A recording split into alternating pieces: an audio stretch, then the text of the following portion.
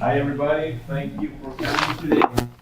It's a great pleasure for me to introduce to you Alicia Adsera, whom she very kindly communicated from Princeton. On a day like today, it was quite eventful for her to get here actually, and so we're very happy that she was able to make it. Alicia is a senior research scholar and lecturer in economics and international affairs at the Woodrow School at Princeton University.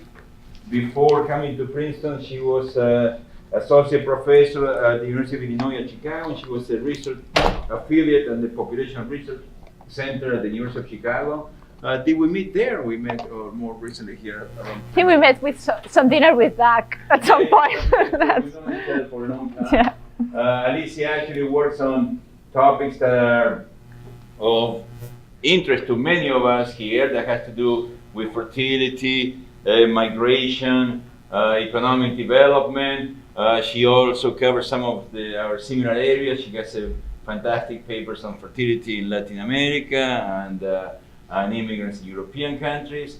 But I just found out that today she's going to present on something that's completely new for her. And so Yeah. I'm curious to see what's your new research agenda and where you're moving. Yeah. Please help me welcome Alicia Adsera. Thank you, Emilio. So yeah, this is a bit of an experiment. It's very different from what I normally do. As Emilio was saying, I'm mostly interested in migration, fertility, household formation. But this is about the former Soviet Union. So it has nothing to do. But to some extent, there are things that I'm planning on doing and continuing and thinking more about fertility and other things on well-being on this area. So I'm curious to see what you have to say about this one.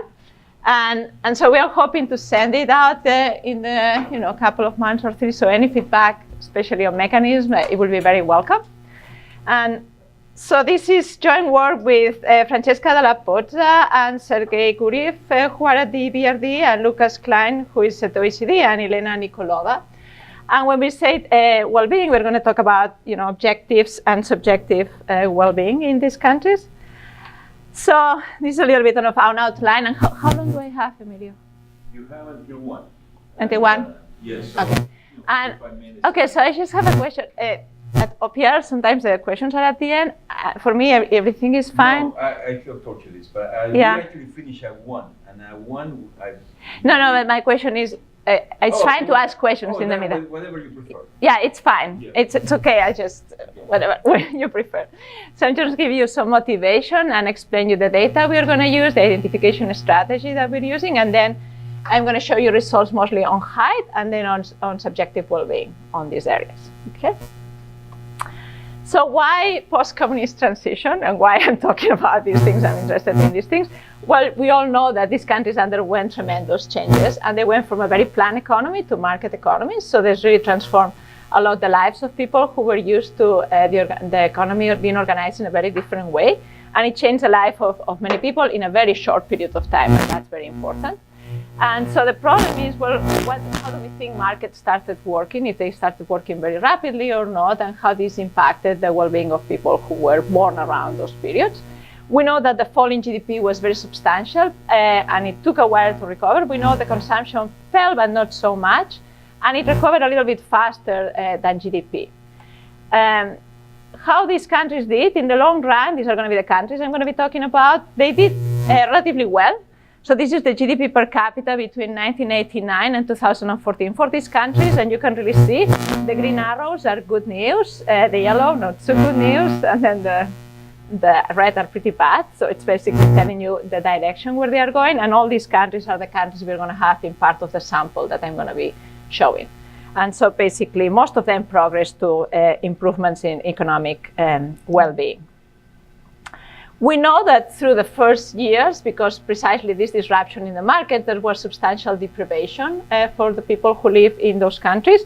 And the question is, do we think that this deprivation was real, or it was really something perceived? Is there any way for us to measure whether there was a true impact on the well-being of the people who were undergoing this transition?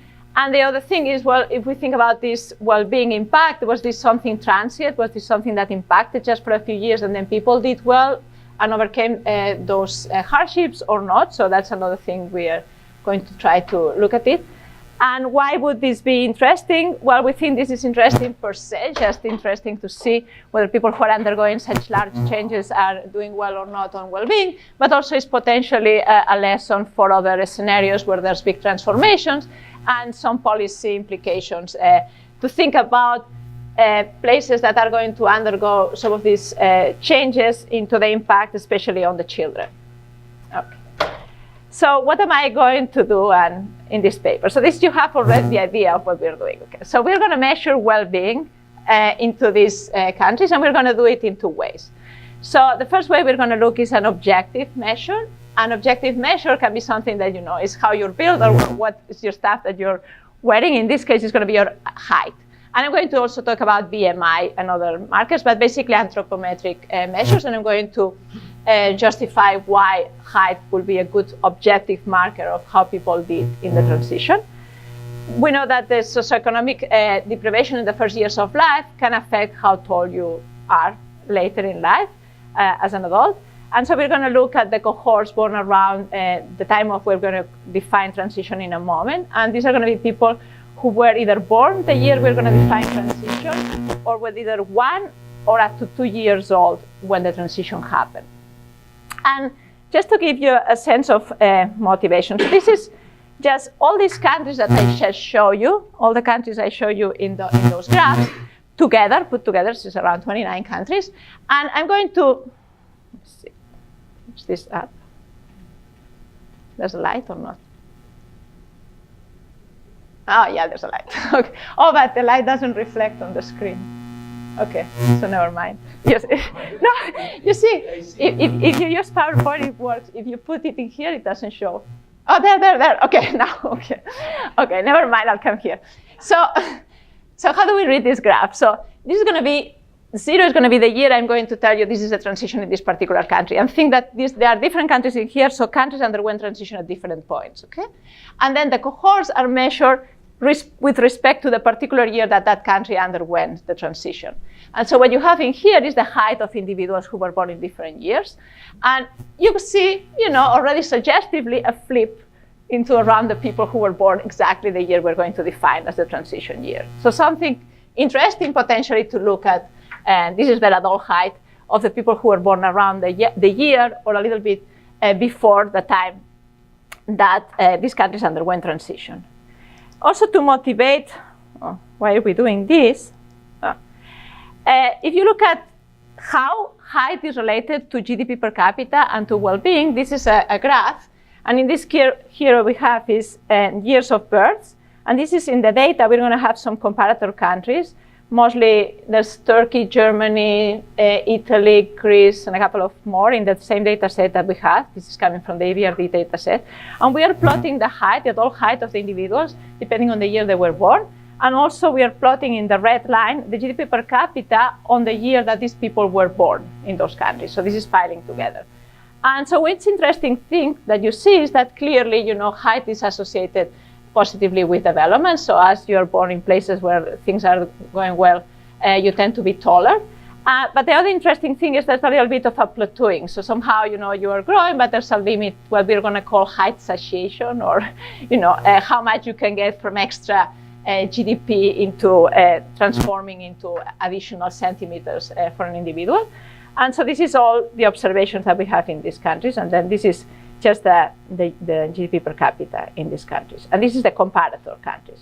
So what we're expecting is as the countries tend to be more developed, we should expect that the height should be higher of the individuals. Just to show you what we could do is this is more or less the area that we're going to be looking at. And what we do is we piece out all this group of countries I show you by little bits. And so this is just, in all these graphs, you see more or less that the pattern is there, the flip is everywhere, but it's more or less pronounced in different areas. And that's where we're going to be showing. Okay, so this is more or less all the different areas in here.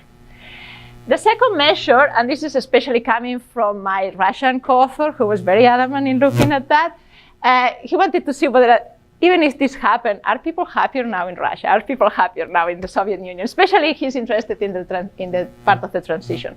And so The second thing that we are going to be looking is, well, we're going to observe that, in fact, these people are going to be impacted physically, objectively, in terms of their well-being. But we're going to observe that, interestingly, they're not going to be doing so bad in terms of how their perceived well-being is. And this is going to be the subjective well-being. In this case, we're going to use life satisfaction in a couple of ways. And one of the questions is, well, when does life satisfaction, what are the factors, or when does life satisfaction somehow is considered to be persistent over a lifetime? We know that there's some variation, that there are some shocks that affect life satisfaction, but some people will argue that early conditions will affect. Some other people will say that it's really the time of teenagehood. Other people will talk about formative years. What we're going to look at here is what will be the impact of being born in transition, and how do you look like now in terms of the well-being that you're experiencing. So that's the second part that we're going to look at. So a preview of the results.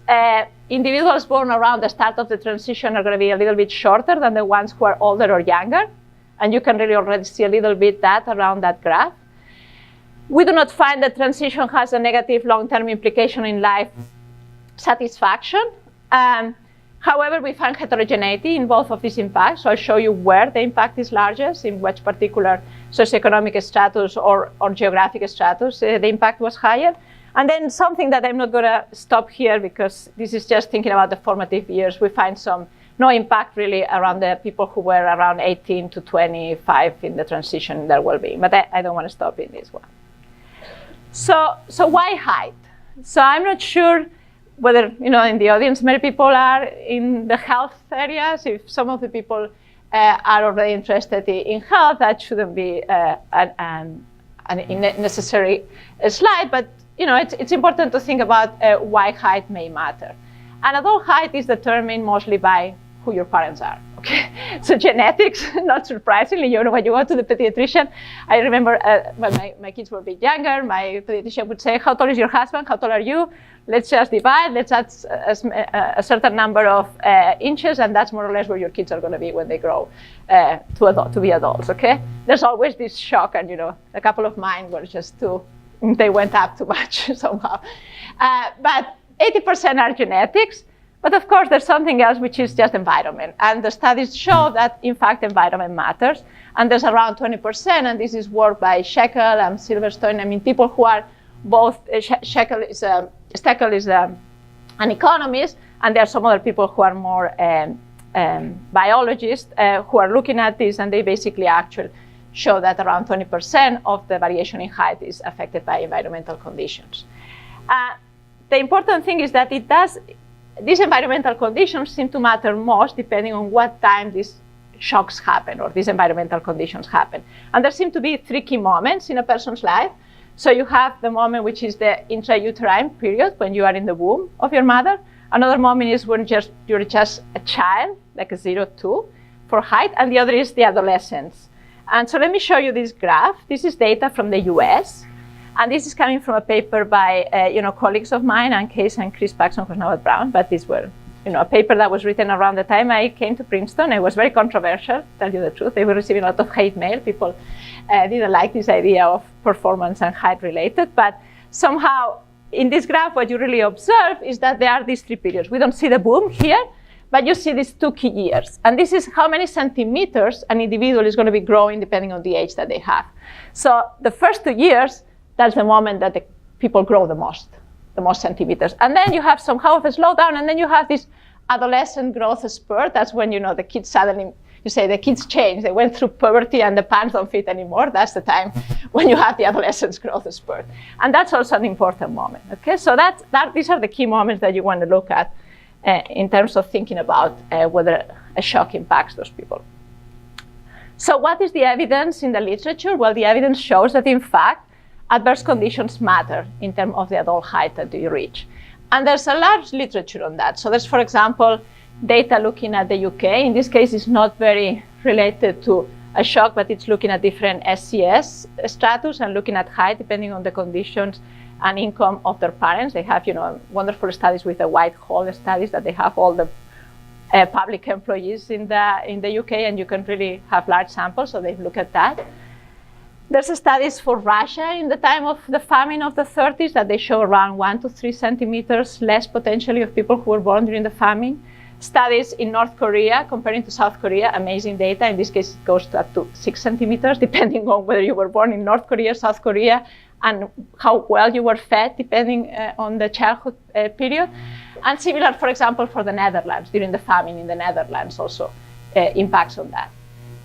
On the other end, there's also data showing that, in fact, good shocks or early life improvements in your health can reverse that, or can, compared to previous generations, if you happen to be in a good shock period, you can be doing better. So there's, for example, good analysis of South African data using these changes in the pension system. After the apartheid, there was an expansion of the pension system in South Africa that provided this exogenous unexpected income for the elderly. And there's good data showing the grandchildren who live around those grandparents with this extra kick of income are higher, taller than the ones who just didn't have this shock. So somehow you see these things in the data, that there's a relationship between deprivation in those especially early years from 0 to 2, the years that most centimeters you have to grow, and the eventual height that you attain as an adult. Okay? So that's why we want to look at height, thinking into this well-being as an objective measure. And why height may matter? Well, height per se is important per se, and also because somehow in the data is associated with other things. Okay. So episodes in the first years, we can have long-term consequences not only on adult height, but via adult height can have impact on other outcomes. And there the association, the mechanism, it's more or less clear. It depends on the papers, but there's a large body of the literature that looks at that. And so what are the things that the literature finds in terms of the height that an individual has and an array of outcomes later in life? So there's good data, actually, by a colleague of you, looking that height is correlated with school attainment. So people who are taller tend to have higher education, attain higher grades. It's associated with cognition, cerebral cognitive capacity. So that's this work by Case and Paxson, the one that I was telling you got a lot of hate mail. And then non-cognitive traits. So the thing is that to understand that somehow what people are trying to measure is height with respect to potential height. Everybody has genetics. What you really have is deviation of what the potential height would be. And the fact that you are more or less compared to what your potential height is, it is what's really driving these differences in those heights. Yeah? I'm actually mixing up some things here. I mean, the Persico paper, if you believe that one, basically is telling you don't get so invested in height as, nutrition and things like that, because it is just confidence, because when they had the kids who were short at 16 and taller later, the taller later didn't help. It was all confidence. It wasn't anything about the, because some of the stuff is in a sense claiming, oh, this is some kind of marker for something intrinsic. Exactly. And their paper is saying quite the opposite. Their paper is saying... Which paper? The Persico and... the Persico, yeah. It's just saying this, It's really saying the opposite. Yeah, but what I'm saying is that this literature is showing this. I'm not saying one story or the other. But it's not saying it's something intrinsic. It's saying it's essentially something that's socially, psychologically constructed. Exactly. So that's the question. So that's what we don't really know. Okay. So what we're saying, I'm not saying I'm buying one of the other mechanisms. What I'm saying is that this is the literature out there that is showing you that there's this association with these outcomes. So whether it's really a confidence issue or whether it's really something that is really affecting you because of brain impairment of the early ages is another issue. Exactly. Is, for free economists, it's basically a social, psychological. Exactly. Argument. Yeah. And actually, I'll tell you, even in the well-being, there's the same thing. It's a matter of confidence, of whether. So the question, so what I'm saying is, I'm just showing you the literature. I'm not telling you that I agree with one or the other. In the sense, I'm just saying these are the potential mechanisms explaining there. And it's very controversial, precisely because of that, exactly what you're saying. So I'm with you in that. It's not. So people can, so that's why, it can be interesting. We know it's correlated, and people can use that as a screen device. I mean, there's all these papers out there. So what we're just going to look at in here, in fact, is we're trying to see, and you're going to see that in fact later on we're not going to find those findings in our Russian data. So it's more going into somehow what you're saying. But it was still the fact that some people, given the potential, maybe a little bit shorter, is telling you something about the conditions that they underwent when they were kids, which is what I'm interested in, okay? So we're going to use height as a marker of the quality of life during those early periods. And that's what we're trying to get in here. Okay. The life satisfaction, and in here precisely, it's more controversial and related more to what you're saying. It's a little bit mixed. So the impact on early life conditions is only started to be more developed now. So there's some papers by Clark and other colleagues looking at whether these conditions early in life do have a persistent or not impact on their well-being later in life. So in this case, for example, on the direct, there's only one paper I found with teenage boys, Italian teenage boys, that they feel that they are not so happy, they are shorter, and everything is somehow related to this confidence. Going back to it's not the Persico paper, it's not a paper, but goes back to the same mechanism on the confidence into. And then there's other literature looking more at whether, life satisfaction is not really impacted by early life conditions, but by other periods. And that's all this literature looking more at periods of, adult formation, the time that somehow people settle their political preference, settle some of the values, and it's more these formative years, 18 to 25. The literature is open, it hasn't been settled. I'm not going to stop matching here, I'm just putting here this as a motivation. There's a paper showing, for example, that if you live through a recession in these very early years, you tend to be more reluctant to be part of stock market participation, or this may affect whether you prefer more redistribution or not, or the voting behavior may be affected by these conditions that you have in these more impressionable or early adult years. But yes, Pilar. I have a quick clarification. Clarification question about when you were saying deviation from the potential of height. Do typically those models control for parent height? It depends on the places, and so I'm going to use 2 data sets, and you're going to see in one I can't, in second I'm going to. Okay. And so that's the idea, right? So yeah. Control for the parents, and then you define. Yeah. If you could, that will be, but you could always try to proxy that from other SCS conditions that you may have. But yeah, ideally that would be what you would do, if you have the data. Having that data in many cases is very difficult. So this is the data. Okay, so I'm going to use 2 data sets. The first data set is the one that I show you the graph. So basically I have all these countries that were part of the former USSR. And this is a Life in Transition survey from the EBRD and World Bank together. They put it together, and this was the 2016 round, which is the 3rd round. And it includes 51,000 households that they interview in 29 post-communist countries. We have 5 comparator countries, but in fact, once we put the country fixed effects, essentially you can forget about those. They're basically gone, so it's not. And this is the map. This is the blue places are the places where I'm looking at. Okay, so these are the places where this action is happening. Then, as a robustness, I'm going to use a rational longitudinal monitoring survey, which is a longitudinal survey, so I can track families. I'm going to be able to use family composition. I'm going to be able to control for the height of the kids and the parents and all these things. And this is going to be to show you that I'm going to find similar impact in one data and the other, which for us was quite, surprising somehow. So now for how we are going to identify the shock, or how do we think about what is this shock that is happening? We're going to define a year which is going to be the transition year in all these countries. And this is going to be the countries that you have by the transition year. And the way we define the transition year is that what we're interested is we are thinking that the what matter is really this disruption from what will be a planned economy to a market economy, and the fact that for a while, temporarily, access to goods, especially food, may have been disrupted. So what you have to think about in here is you don't have to think about the pre-period, post-period. So I'm not really looking at differential trend.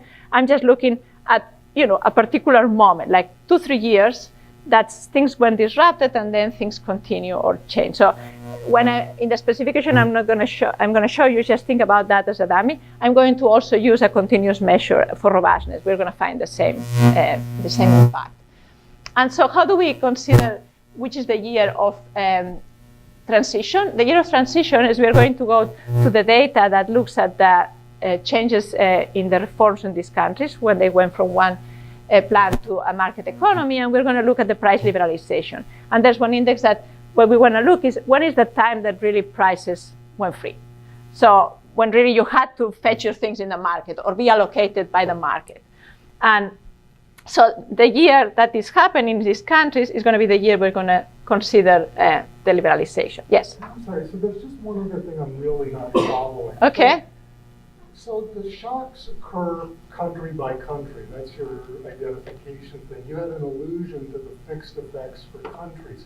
Yeah. But a lot of this description about the, I don't know, it's like health and well-being. I mean, all of that micro stuff is within countries. So in a sense, you're kind of comparing. I guess what I'm trying to say is, do we sit around and say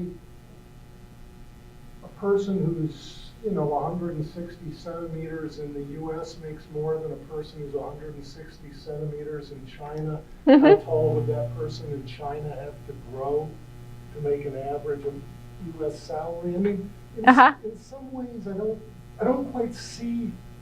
Are you looking at the averages, how the countries jump, or are you looking at... I'm not going to look at earnings or anything now. So the only thing I'm going to look is at height. That's the only thing I'm looking.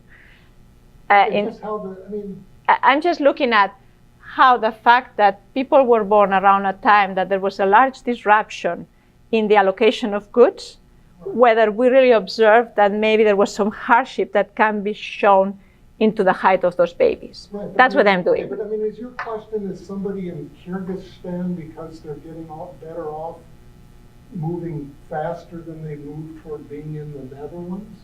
Or are you interested in how much money a Kyrgyz, or whatever they are, would make if they were an inch or two taller relative to another Kyrgyz? No. As I said, I'm not looking at the earning outcomes here. As I said, the only thing. Height means something, right?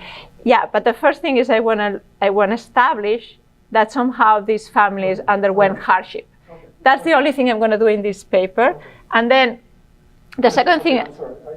Yeah. So this will be a second part, and this is a very important question that you're asking, and I think this, as you say, is relative into a country, and you'll have to look, for example, at your percentile within a country and see is height per se, or is your relative position in a country that matters for earnings within that country.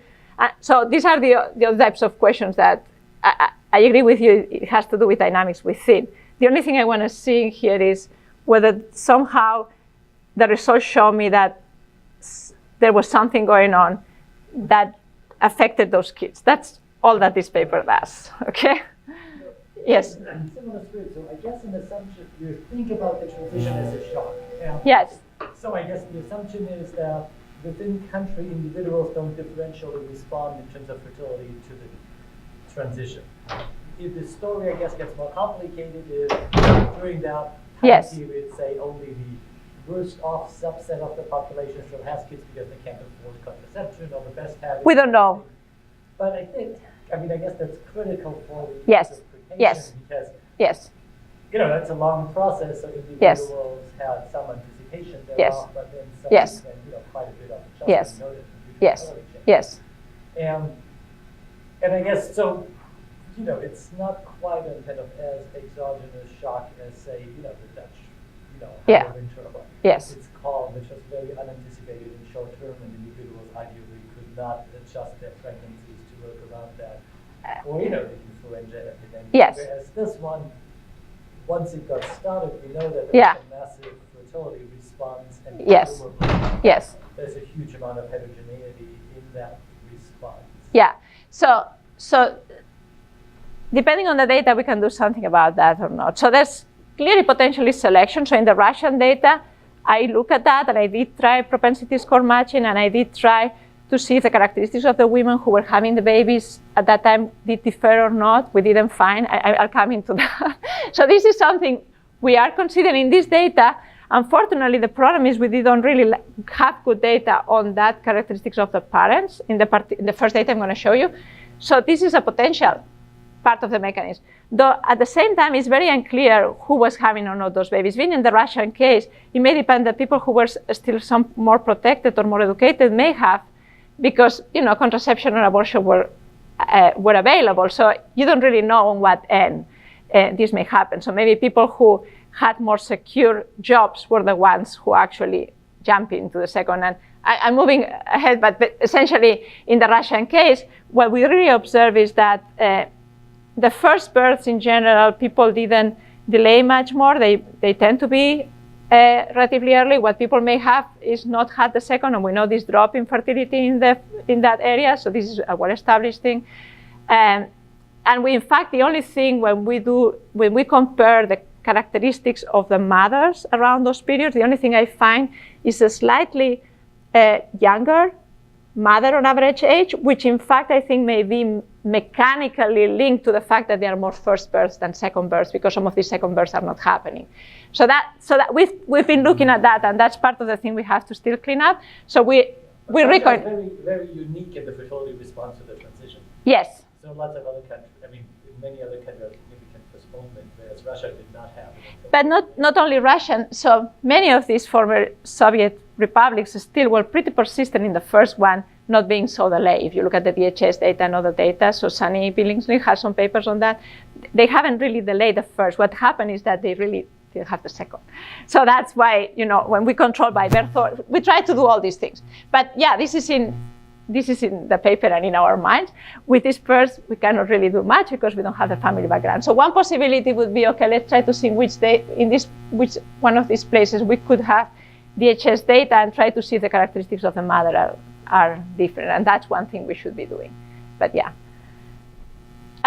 And the second indicator we are going to be using is the transition indicator, which is a continuous measure. And in this sense, if you're really thinking more, not so much into the shock, but more think about, a continuous impact, because things may be persisting, we are going to be measuring how this measure that goes from 1 to 433, which is an indicator of 6 different things into privatization, deregulation of different parts of the market, liberalization of prices, then tell you how deep or not is the reform or the transition. So we're going to use the two, and I'll show you basically we get the same thing. So, okay.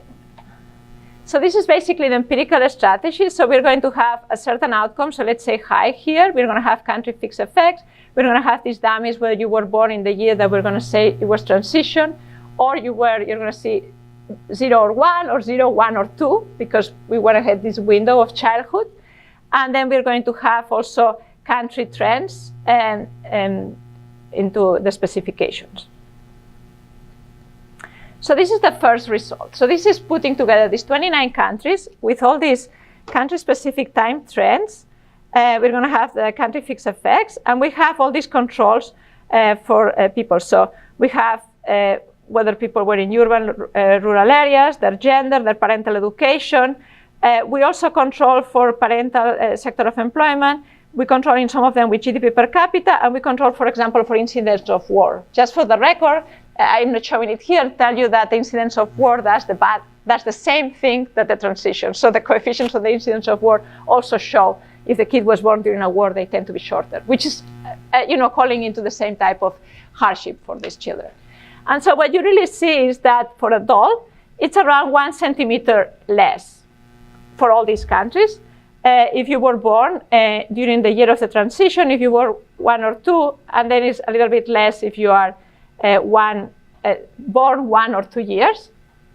Then, of course, we have to start thinking about mechanism of why. So the first thing is, well, this has something to do only purely with economic conditions, with the fact that there was less access. So we went and controlled for GDP per capita.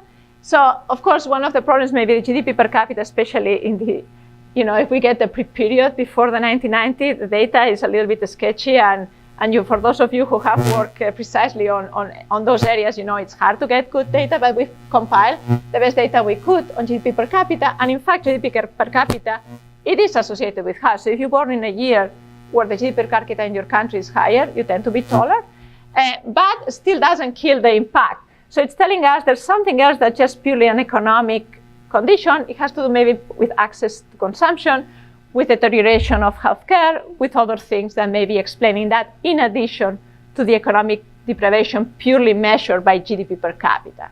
Okay? So one of the things, and here we are measuring people who are 21 plus in terms of age. The numbers are relatively similar if we do age 18. The reason we do the both is the fact, something that is debatable in the literature is, well, sometimes if people undergo harsh conditions when they are babies, they tend to grow until a little bit later, potentially. So normally you are done around 17, 18 in terms of height. But if you find under harsh conditions, data had been shown that in very poor places, sometimes people may grow until age 20 or 21. Some of the Fogels were. So to be in the safe side, we just got the people who were 21 plus. Deviations from the country-specific Trend. time. Yes. So The time trend is put in birth cohort because this is a cross-section. So basically, we're using the year of birth in the time how trend. much variation actually is there in the time trends by countries? The linear time? You mean where the time trends are, or? I mean, they have different slopes, right? Yes, I should plot them. I don't know. Yeah, you're right. I should take a look at that. So, yeah, I should move. So one of the first potential things to explain is, well, maybe there was a disruption in some of this access and provision of public goods and of access to food because of this liberalization that went from a planned economy to a market economy. So we started chasing data that could try to measure that. And chasing data in these countries around 1990 is pretty complicated, okay? Something which, I mean, you know, Liana, I mean, people who have worked in this area, it's complicated to get data on. But we managed to get, for example, relatively comprehensive data on infant mortality. And we're saying, well, maybe infant mortality is proximate for healthcare provision, and it may be also impacting morbidity. So when we ran this model, in addition to control for GDP per capita, we control for infant mortality, and from 40,000 we go to 31,000. Still, we are getting this impacting here. It's, once you control for GDP per capita, it goes a little bit. We are controlling for so many things that are correlated somehow, but it's still there. Of course, the problem is when you control for these things, sometimes you're getting the best places is where you get the data. So when you really get infant mortality, maybe that these are the countries that have good statistical capability. So when we go into the original model and we limit to this sample, you already observe that somehow the coefficients are a little bit smaller. And it's already hinting you the idea that maybe it's in the places that were relatively poorer is where the impact was shown, which I'm going to show you in a moment. Yes, Emilio.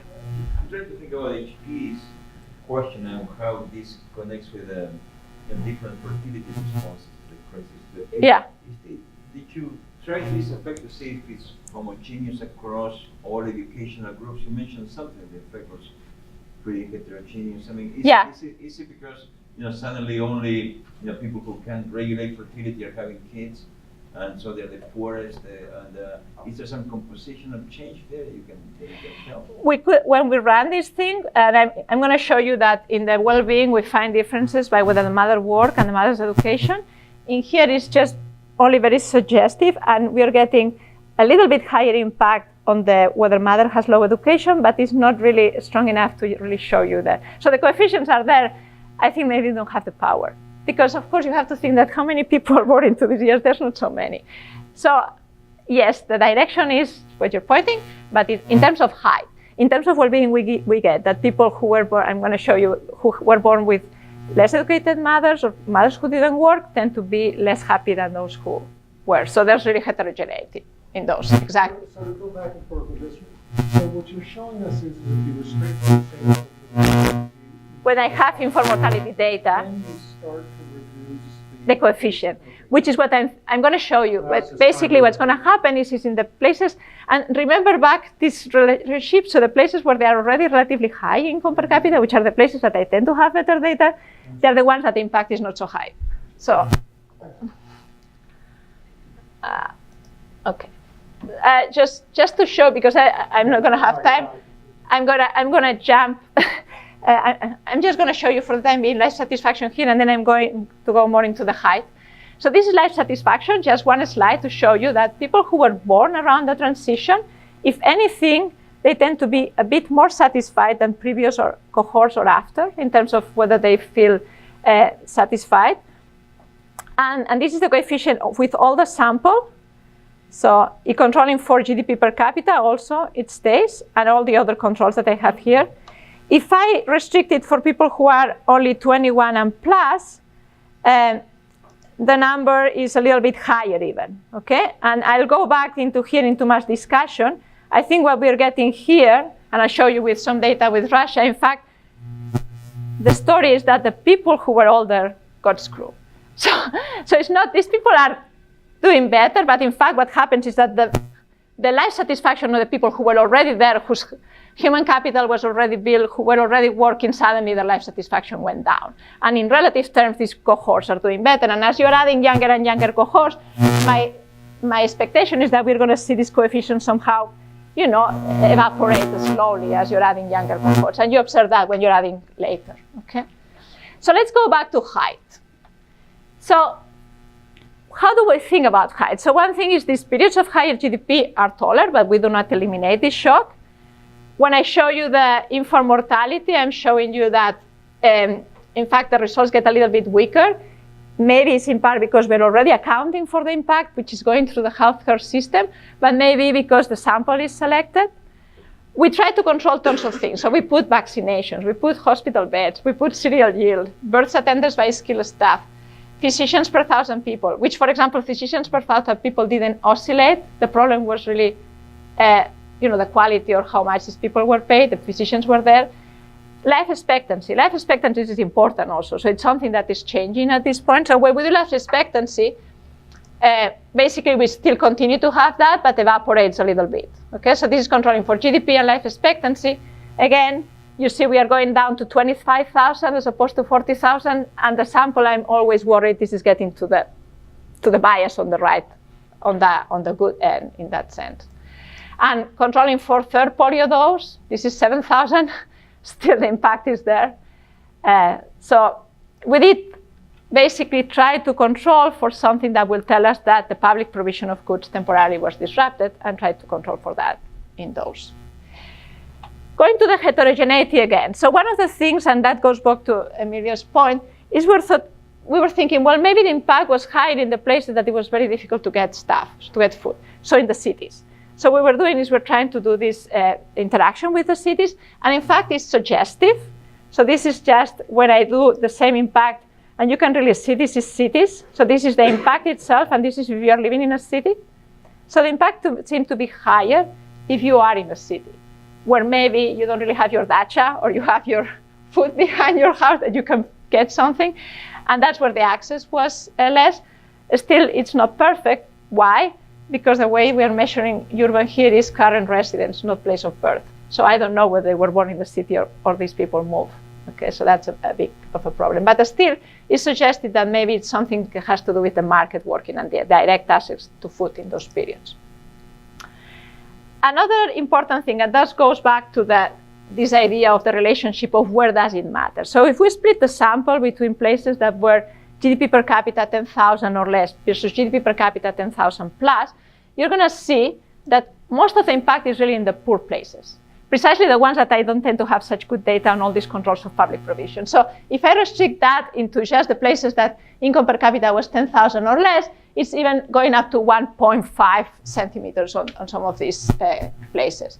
So this is really in the increasing end of that relationship between GDP and height.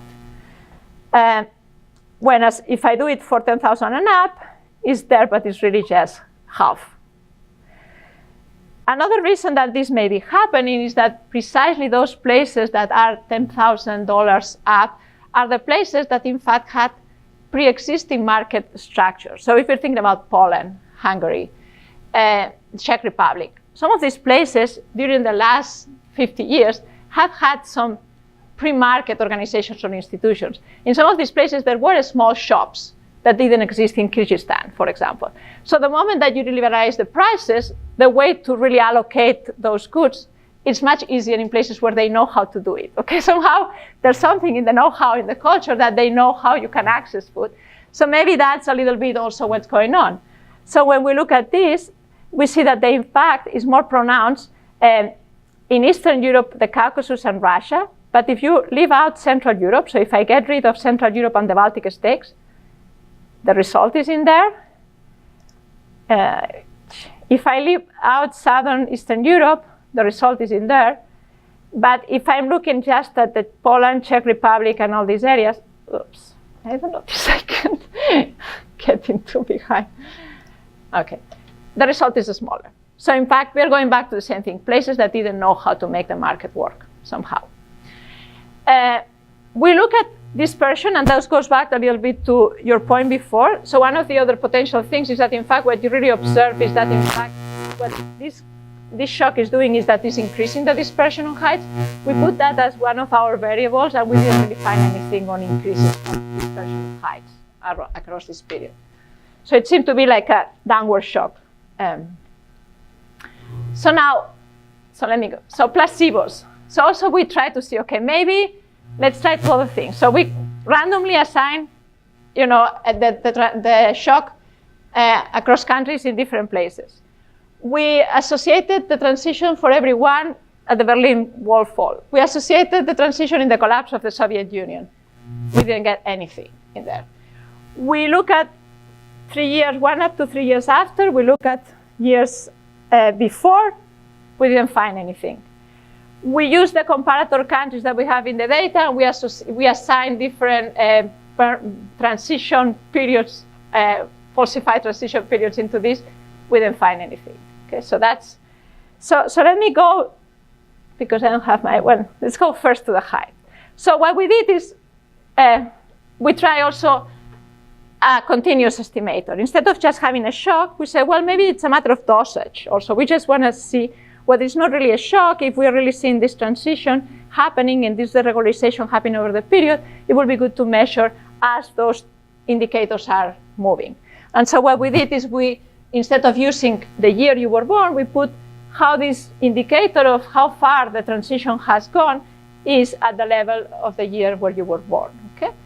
And so when we look at these things, essentially we are getting the same thing. So this would be the price liberalization indicator, 0.6, 0.5. So how do I read this? So the moment that you really move to pure liberalization is when you move from an indicator 1 to an indicator 3. So this will be a jump of 2.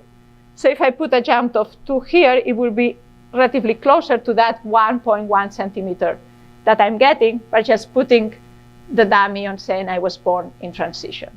So somehow, suggestively, it's bringing me a relatively similar size by doing the continuous impact than by doing just the pure dummy impact on those.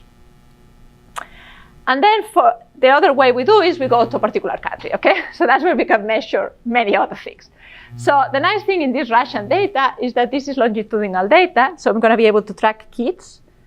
And the problem is that only starts in 94, so I'm not going to be able to track kids born in 89 or a little bit before, but I'll have them in the data that they're gonna be a little bit older, but I'm gonna have their height. So I'm going to be able to, for these kids, create Z-scores, relative to age. And then I'm going to have many more characteristics of the family. So with this data, I'm going to do two things. First, I'm going to run exactly the same exercise I show you with the Leeds data, but for Russia, just Russia.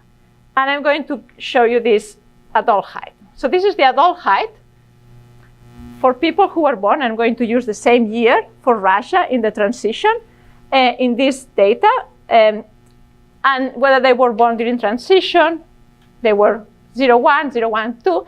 And when I saw this coefficient, it was quite shocking. I said, wow, 1 centimeter into this Russian data. And this is when I'm putting the 18 plus. So this is already suggestively telling you something happened and relatively similar to what you're capturing with all the other data sets. There was really an impact. And in here, I have quite nice cohorts before and after. Okay? And I'm able to control for a series of characteristics, whether urban locality and gender and other characteristics of the oblast. And in here, the trends are by oblast, by the different regions within Russia. So I'm just controlling for those.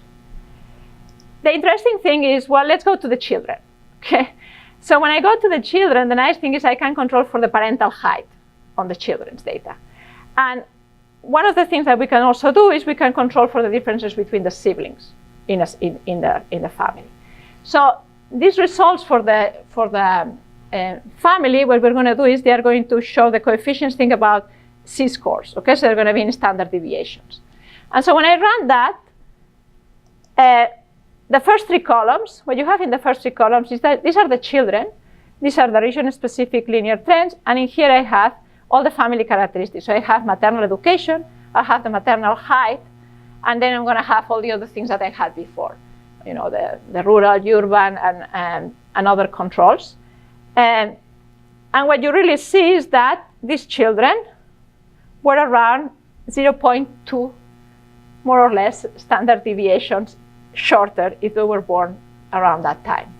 So I couldn't really see how do I think about that in adult height. So I did something which may you find outrageous, but I was trying to find like a way to think about that in terms of height. So I went to the distribution of the height of adults. I took a 0.2 standard deviation, and I said, well, what this translates into how many centimeters later on, okay? So this is the number you have in here. Of course, this is just suggestive. So it's basically telling you if things track on and continue this way, these guys are going to be 1.3 up till 2 centimeters shorter. This is somehow telling me that at some point they catch up. In fact, things got much better in Russia when they were maybe in adolescence period. So they were actually doing much better during the period. So they were when they were kids, it was very harsh. And they're still going to be shorter, but maybe not as much as if it had continued exactly as they were when they were kids. The second part, which is these children within family, and this is when I'm using all the sample, essentially what I have is I'm comparing siblings. If a sibling was born in the transition or a sibling was not born. First thing is, you know, going back to Hans-Peter was saying, of course, the sample I have is how many people have 2. That's one thing. But still having 2, my other problem is power, of course. And so, interestingly, the coefficients are showing you in the right direction. They are telling you it's around 0.1 up to 0.15. And only I'm getting, when I have already, you know, the 0, 1, 2, I have a little bit of power to capture something. But it's telling you that the direction is in the similar direction. What I did is I just cut the sample, and instead of going until the wave of 2016, because this was far more removed, I showed, let me just concentrate in waves that are a little bit closer. So I rerun everything up till the wave of 2010. And here is the coefficients using up till 2016. And this is the other way around. Yeah, this is only until 2010. You can really see that the numbers look much closer to what would be for the overall children's sample. But still, you know, lack of power somehow, because, you know, there are not so many that I can be using. So that's one thing we did for the Russian data. Another thing we did is I calculate stunting. So I was looking at how many people were the proportion that would be under 2 standard deviations. So I found in the overall sample some increase in stunting, but it was only really positive if I reduce the sample for the girls. So the stunting seemed to be more prevalent for the girls.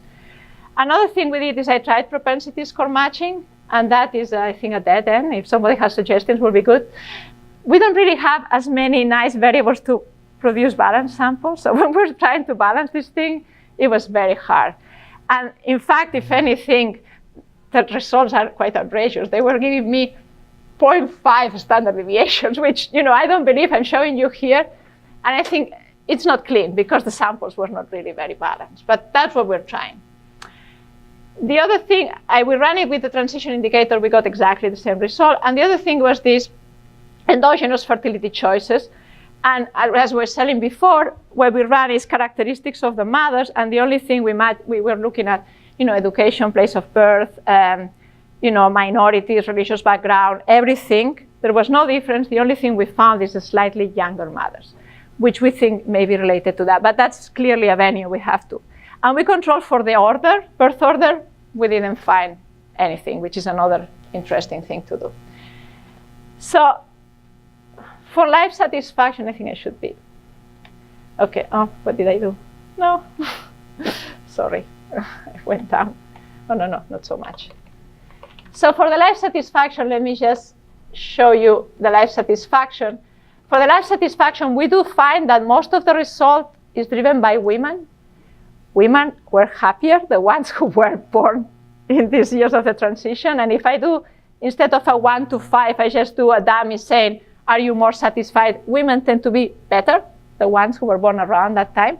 Still, when I extend that period, as I show you, the result dilutes a bit as I'm adding more and more because I think it's going down. People whose mother never worked are less satisfied. People whose mother education is lower, here this is higher education, tend to be less satisfied. So there's heterogeneity within the satisfaction. So it's clearly who was impacted. And overall, in many of the outcomes, and that goes to your first question, these people seem to have higher educational attainment, and because this coincided with an expansion of those periods, they tend to be similar in marital status, similar in earnings, so there's no difference in the real outcomes at the end.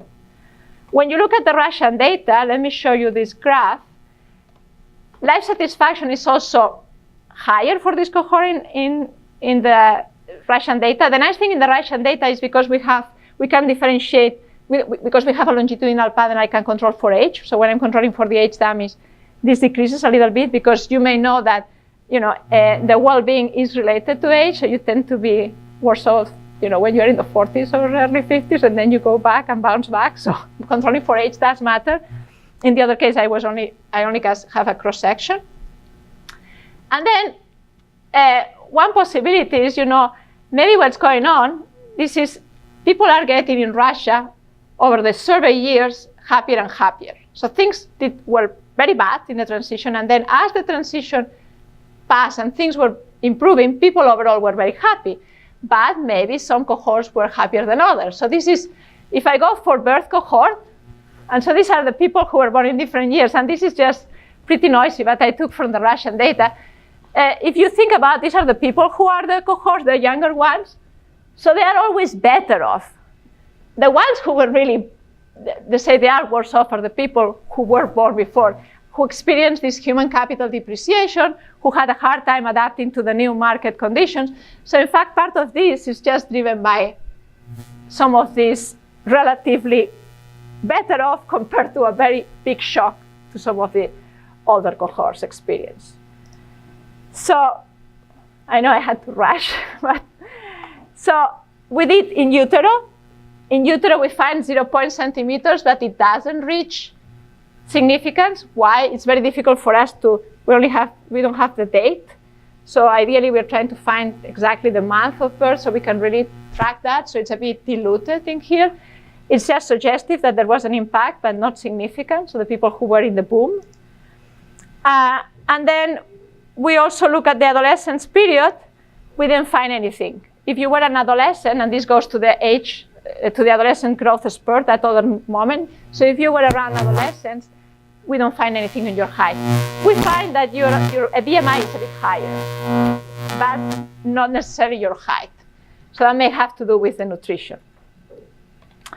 So I'm not going to stop. So we have BMI, but I'm just going to stop here. So you have some questions. So overall, the individuals that were born on status of transition are shorter, but that's what my co-author loves to say, they were doing very well. And I have to tell you that, he's basically exilee from the Putin regime. So he's just saying, transition was very good. So I just have to disclose that that's why he really wanted to put the well-being there. He's just saying, these people suffer a shock, but overall things improve and people were doing better, okay? So, and overall, this is the finding. Okay. We have time for one quick question. Yes. I was just wondering, as a curiosity on like an heterogeneity effect kind of question, you stratified it by country, GDP level, or nutrition,